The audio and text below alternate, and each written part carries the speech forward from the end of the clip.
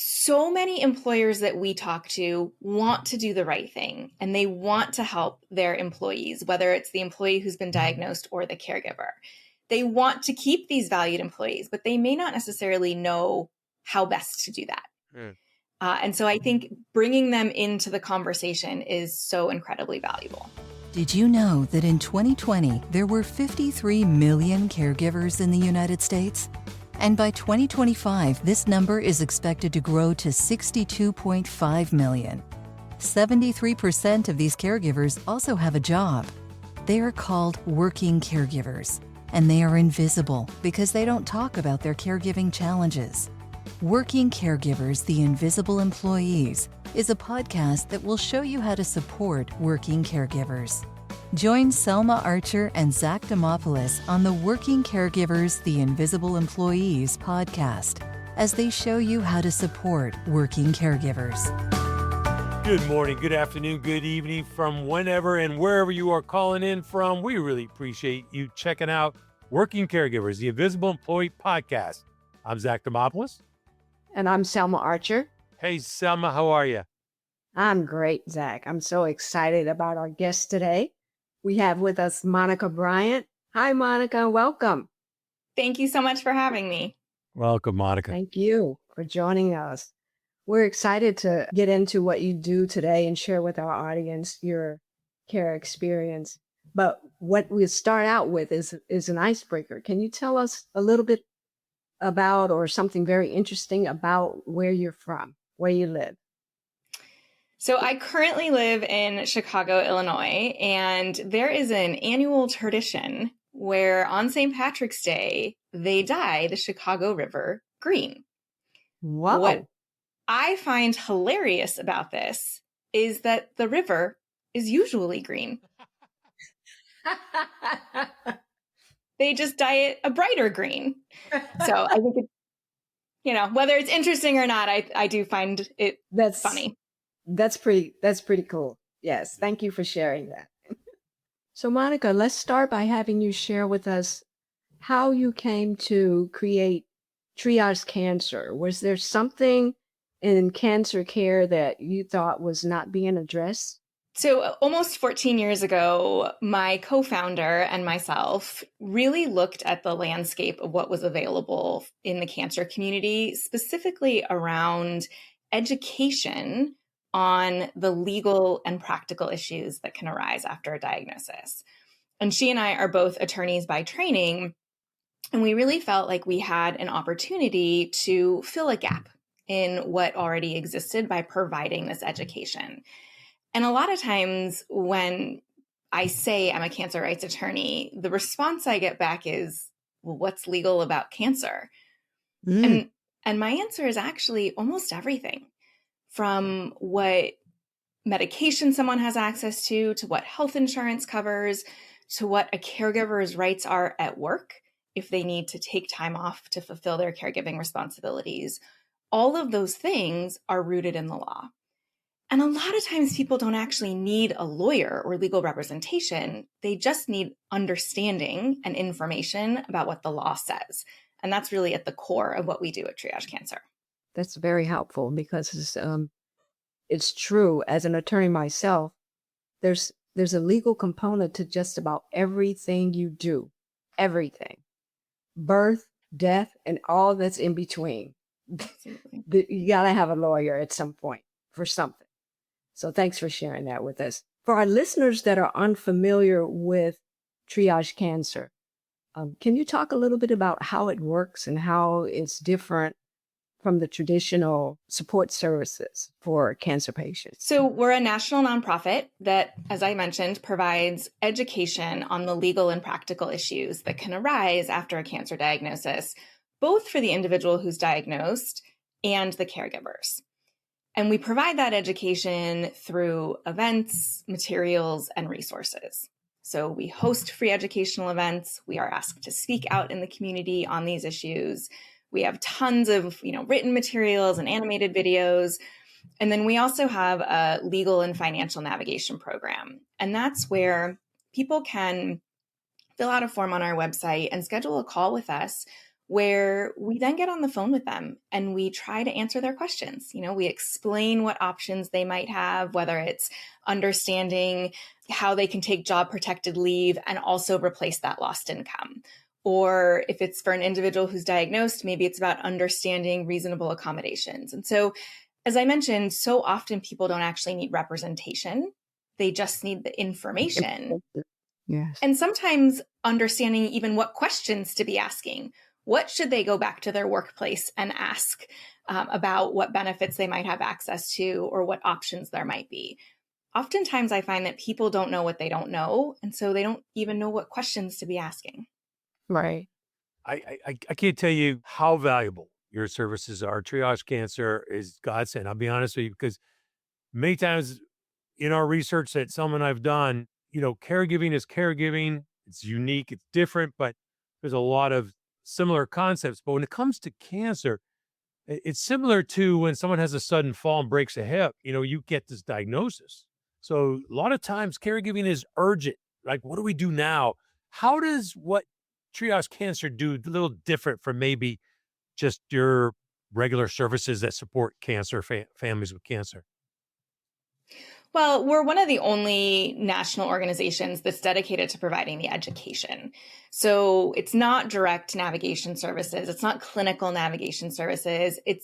It really is about arming people with information so that they can understand the various options that might exist for them.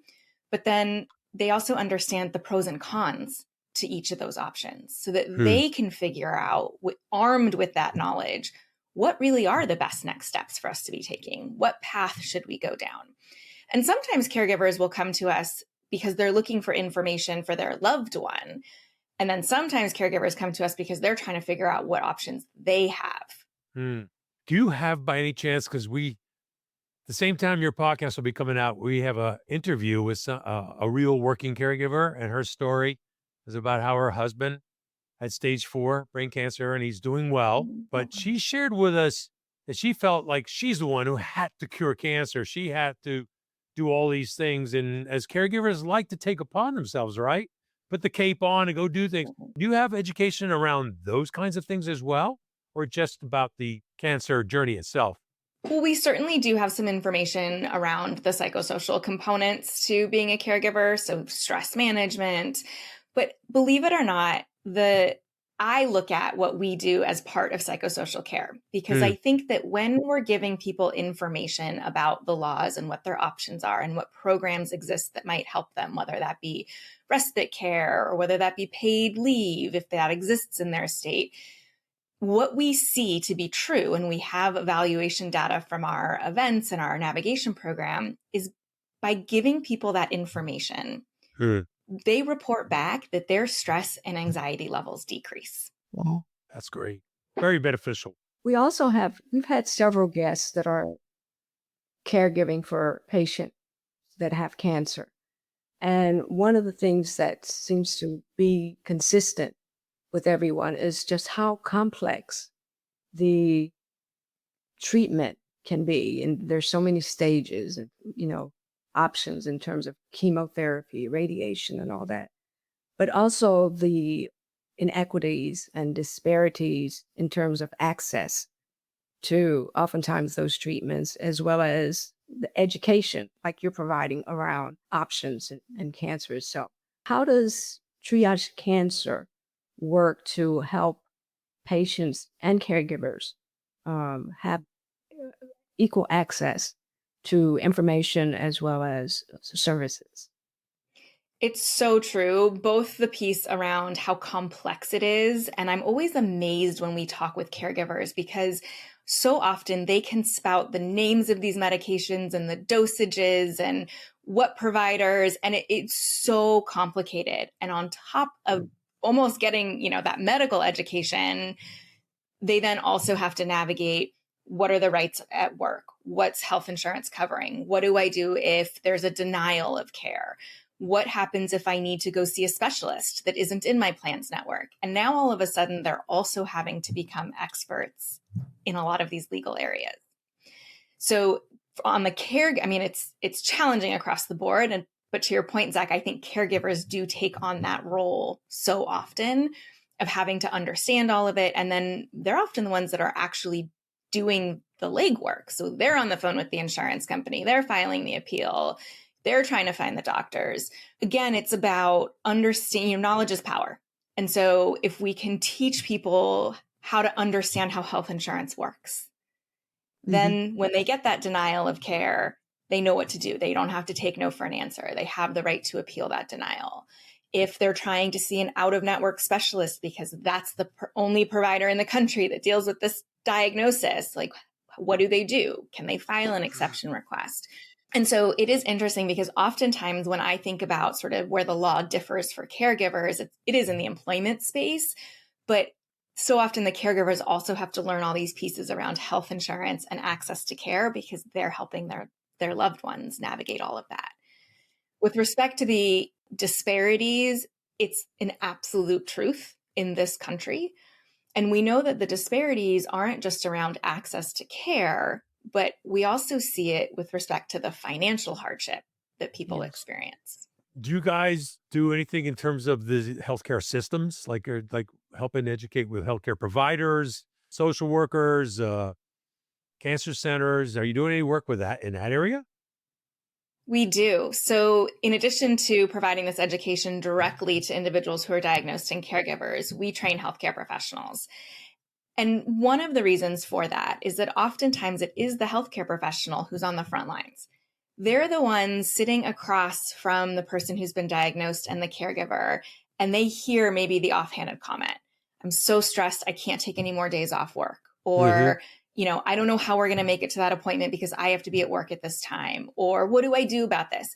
And we want to train healthcare professionals on these cancer-related legal issues because then the hope is when they hear those comments, something rings a bell. And at the very least, they're saying, hey, there might be something out there to help you. Here's where you can go get more information. We're aligned because that's what we want to do with employers, right? But let me ask you, what's your first few steps in this process? Because trying to get physicians to add on to their bedside manner and to their education is a challenge in today's time. What do you have a couple of steps that you're taking in that direction? It is a challenge. And to be fair, healthcare professionals, be it the oncologist or the social worker or the nurse, navigating these legal systems really isn't their job. However, they are in a prime position to be helping patients and caregivers. Exactly. And I think to your point, so are employers. What we have started with is what we refer to as the allied healthcare professionals, right? So it's the nurses, the social workers, the navigators, the community health workers, because again, they're the ones that do tend to spend more time with patients and caregivers. In terms of getting the doctors on board, it's definitely a heavier lift because even when we have doctors say to us, of course I care about these issues, of course I want to help my patients, it does come down to a bandwidth issue. I only get 15 minutes with the patient as it is, and I need to spend that time talking about the medical side of it. I can't spend that time talking about these other issues. But I do think it's important that we all sort of keep having these conversations and pushing the issue because there are times when these practical components may need to inform the treatment plan, right? If someone says, I can't have whatever, radiation every morning because I'm going to lose my job if I do that. Are there alternatives? Can we schedule it before or after work? Is there something we can do to make it work so that you can stay at your job, which usually not only means maintaining income, but also health insurance for a vast majority of Americans, while also accessing your treatment? And if that conversation never happens, then how is the healthcare professional going to know that treatment plan is posing a problem? You're onto something because I got to tell you, lately, all my physicians, you do the pre-check-in online, right? And they ask you socioeconomic questions. And I'm just curious. One time, I'm just going to put wrong answers in there and see if there's any follow-up. Like, no, I can't afford to to pay bills or, but you're onto something. You're right, because they're connected. And I get it. I get it that the bandwidth is an issue. Yeah. Thank you for sharing. I want you to report back when you put those wrong answers to see what happens, because it is a great step in the right direction, right? That they're even asking the question. Because there was a time not so long ago that wasn't even being addressed. Yeah. So I do think we've moved forward in a lot of ways. I also think that the employer piece is critical. So many employers that we talk to want to do the right thing, and they want to help their employees, whether it's the employee who's been diagnosed or the caregiver. They want to keep these valued employees, but they may not necessarily know how best to do that. Mm. And so I think bringing them into the conversation is so incredibly valuable. Well, speaking of the pre-check-in, and AI is becoming more and more prominent in our healthcare services as well as healthcare decision-making.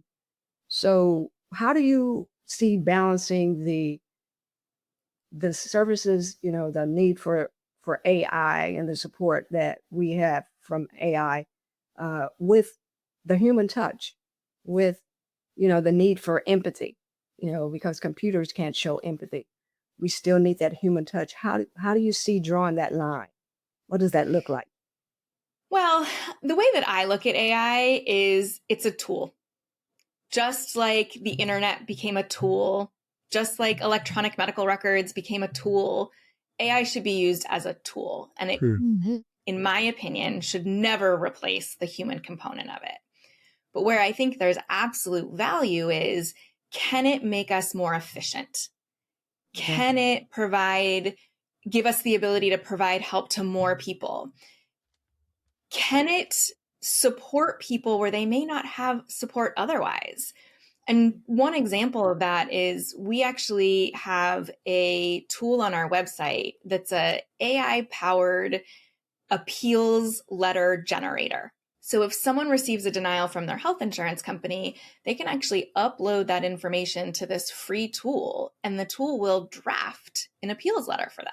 Will it be perfect every time? Maybe not.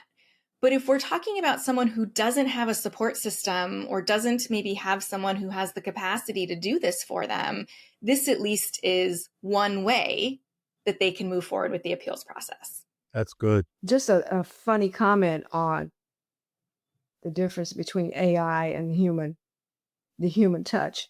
Recently, I was ordering prescription for my husband, diabetic. The call was the pharmacist was answered by an AI machine, which I was used to the pharmacy answering of a human being. Mm-hmm. And I'm telling this machine is saying, I can help you. How can I help you? If you're here, if you want to get a prescription, give me the prescription number. And I'm like, I need to talk to a pharmacist because there were some changes that needed to be tweaked in his medication. I can help you. Give me that number and I can. No, I need to talk to a pharmacist. If you give me the number, the RX number, I can, and I'm arguing with this machine. It's very frustrating, but it seems like that's the initial response you get now when you reach out to organizations, whether it's medical, whether it's a drugstore, a grocery store, you're being answered by a machine. And a lot of times you need a human being, because it's not your standard. I can help you. Just give me the number, just a funny comment. Yeah. So, speaking of a human being, so when somebody thinks of triage cancer, they might think that way. They might think, oh, am I going to get, a chat box or a robot, walking me through the steps? I got to punch 3 to go here 4. So instead, and because we're so excited about triage cancer when we first met, we really are. Can you paint a picture for our listeners, viewers as well, that, maybe take the name out, but share a success story with a caregiver of how triage cancer really helps somebody? Can you do that for us? Absolutely. And this is my favorite story to tell. So I'm so excited I'm going to get to tell it again. A couple years ago, a gentleman reached out to us and his daughter had blood cancer. And she was on a very expensive medication that she had to take on a monthly basis, but she was doing well on this medication.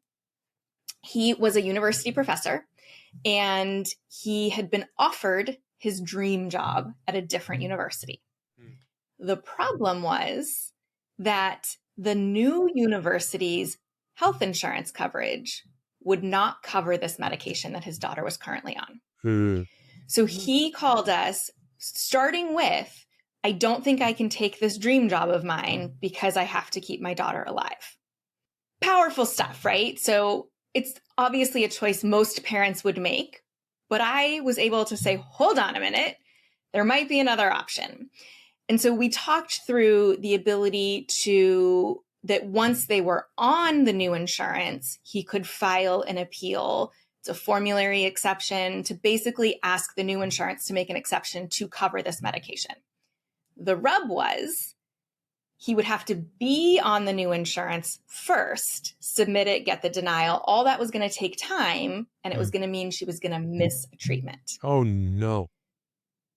So then I was able to explain, okay, what your daughter can do is actually take COBRA for the 1 month in between to continue the old coverage while you get on the new coverage and you wait for the whole process to go through. So he was super excited about this. He went back to HR. He's like, here's the plan. Yes, I'm taking this job, COBRA. Then he came back and said, HR says that if my daughter takes COBRA, we all have to take COBRA. Oh. To which I was able to do a very quick search of our federal regulations and show that that is not in fact the case. Sent it over to him. He printed it out, took it to HR. Next call I got was about a month later saying, guess what? I'm at the new job. We filed the appeal. They're going to cover it. We're going to move forward with this insurance and we're going to be able to drop COBRA. And she was able to get her medication the whole time. I know HR has the word human in it, but let me tell you, you were the human in this. And Yeah, that's a great story. Great story. And it's certainly not to tout my own horn, but I think it just illustrates so clearly how knowledge is power. 100%.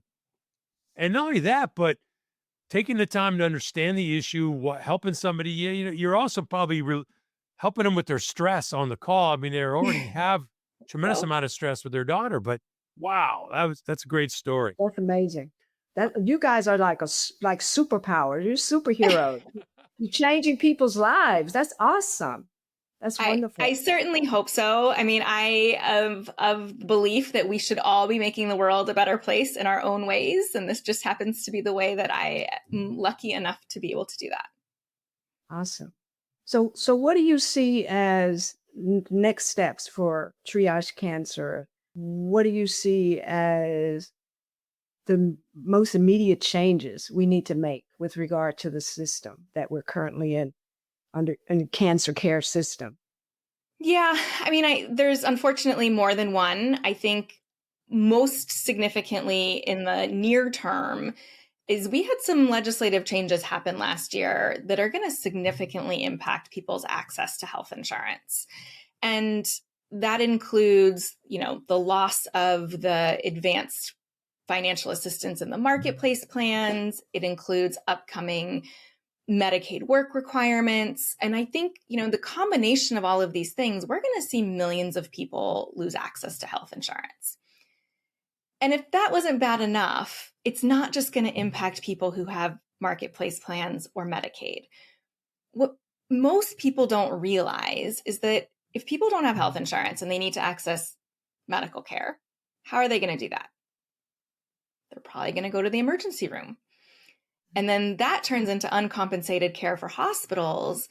And when there's too much uncompensated care, hospitals have to make financial decisions like either closing departments, like an emergency room, or closing the whole hospital. So even if someone has the best health insurance possible through an employer, let's say, and has an emergency and goes to the nearest hospital, and that hospital's closed or doesn't have an emergency room, that's a problem even with their great insurance. And so we often talk about these policy changes in a vacuum, like they're only going to impact certain people, when in reality, the way our healthcare system is built, a change over here impacts everybody. And so those are the kinds of things that we're really keeping an eye on and trying to spread awareness about, because it is complicated and most people don't really want to talk about health insurance. Yeah. It's like a domino effect, what you just described. Absolutely. One thing tips over and the spills and knocks over the other thing. So, until we met you and talked with you and your co-founder about Triage Cancer, I had no idea that anything like your organization existed, which is a wealth of information. I could have used your services, in my own personal care journey with my mom who passed away 2017. But how can people learn more about your work and the services that you provide, and how they can actually become more informed and empowered by getting to know the work that you do? Well, certainly our website, so triagecancer.org. I will also just say that in 2023, we expanded and we launched a program called Triage Health, which is a program of the organization, but it's really providing the same information about laws around insurance and employment and finances, but not specific to cancer. Because we didn't want to gatekeep the education and only keep it for the cancer community when we know there are so many other communities that could benefit from this type of information. So people can go to either triagehealth.org or triagecancer.org. And on our website, you'll see free resources you can read, print out, watch. We also have registration for all of our free live events. And so we welcome people to join us on our monthly webinars. We have longer conferences that we offer twice a year virtually. Again, it's all free to access. Events are free to attend. And really our goal is to avoid having to hear what you just said, Selma. I could have used your services. Yeah. I wish I had known. That's what keeps me up at night. Please do us a favor and really get out there and market as much as you can. I know that's why we wanted you on the show, so that listeners and viewers could learn more about you. We had shout out to Charlotte Bayala, who does Cancer Caregiver podcast. I don't know if you've heard of it. She's fantastic.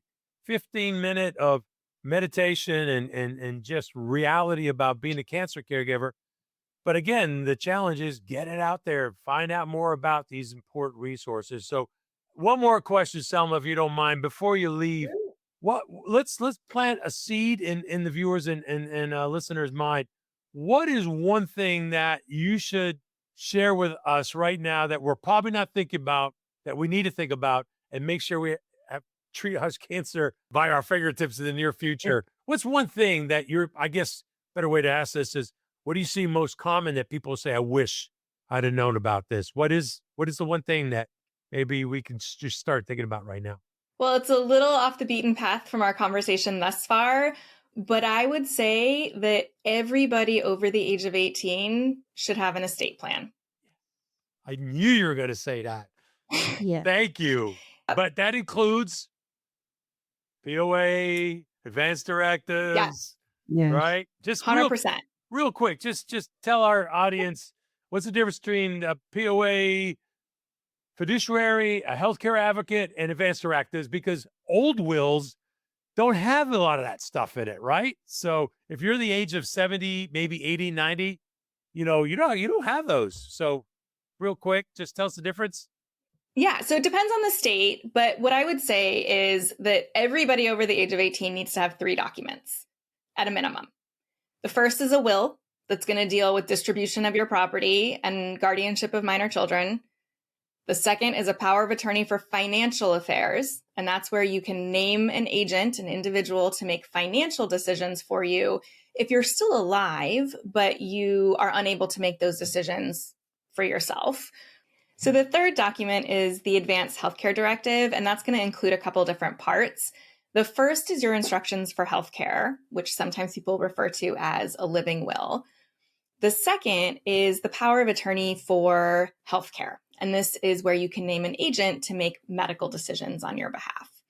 And some people do decide to pick the same person to be your power of attorney for financial affairs and your power of attorney for medical affairs, but they still need 2 different documents. Thank you so much. And Great. I think that was the best brief explanation of all 3 things to have. So we're gonna we're going to keep that and share that with everybody with your permission.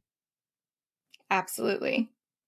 Well, thank you so much, Monica, for joining us today. You have been a wealth of information. And thank you also for the work that you're doing with Triage Cancer. Well, thank you so much for having me. And I truly applaud the work that you are doing for caregivers. And it was a delight to have this conversation. Thank you, Monica. Thanks. Thank you for tuning in. Be sure to catch new episodes of Working Caregivers, the Invisible Employees podcast, every other Tuesday. Please also visit our website, invisibleemployeeadvocates.com, to subscribe to our newsletter, purchase our book, and learn more about how we can help you strengthen your workplace to become more supportive of working caregivers.